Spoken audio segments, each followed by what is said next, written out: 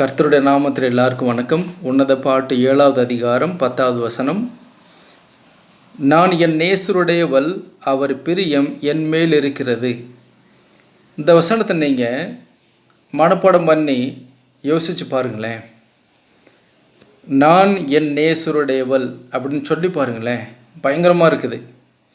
நேசர் அப்படின்னு என்ன அப்படின்னு சொன்னால், நேசம், பாசம், அன்பு, இது எல்லாமே அந்த நேசம் அப்படிங்கிற ஒரு வார்த்தையில் அடங்கும்.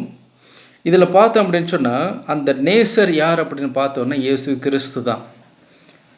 நான் என் நேசருடையவள் அப்படின்னு சொன்னால், நான் இயேசு கிறிஸ்துவோட ஆள், நான் இயேசு கிறிஸ்துவோட ஆள் அப்படிங்கிறது தான் இதில் உள்ள ஒரு இந்த வசனம். அதாவது பல நேரம் நம்ம பெருமைப்படுத்தி பேசிடுறது வழக்கம். நான் அவரோட ஆளுங்க, நான் இவரோட ஆளுங்க, நான் இப்படிப்பட்ட ஆளுங்க, நான் இந்த கம்பெனியில் வேலை பார்க்குறேங்க, இந்த ஊர் ஆளுங்க நாங்கள் எல்லோரும் அப்படின்னு சொல்லிட்டு நம்ம பேசுகிறது வழக்கம்.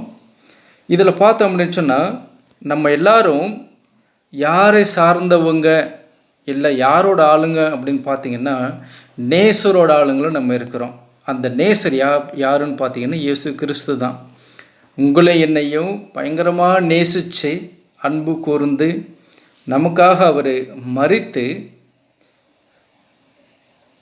அடக்கம் பண்ணப்பட்டு 3வது நாள் எழுந்திருச்சு இப்போ உயிருள்ள நேசராக நமக்காக அவர் வாழ்கிறாரு.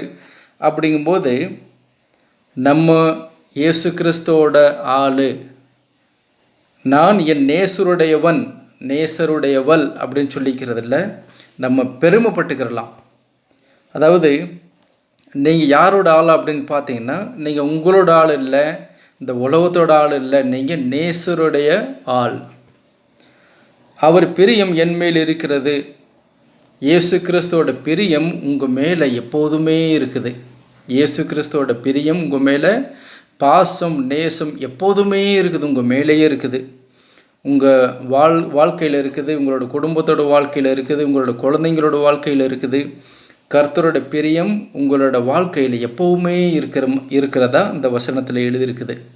அதாவது பிரிய நேசர் இயேசு கிறிஸ்து உங்களோட வாழ்க்கையில் உங்கள் கூடவே இருந்து உங்களை ரொம்ப பிரியமாக பார்த்து நடத்தி உதவி பண்ணி உங்களை நடத்துறதுக்காக இயேசு கிறிஸ்து ரொம்ப பேராசையோடு உங்களோட வாழ்க்கையில் இருக்கிறார். அப்படிங்கிறதுனால நீங்கள் எப்படி சொல்லிக்கலாம் அப்படின்னு சொன்னால், நான் என்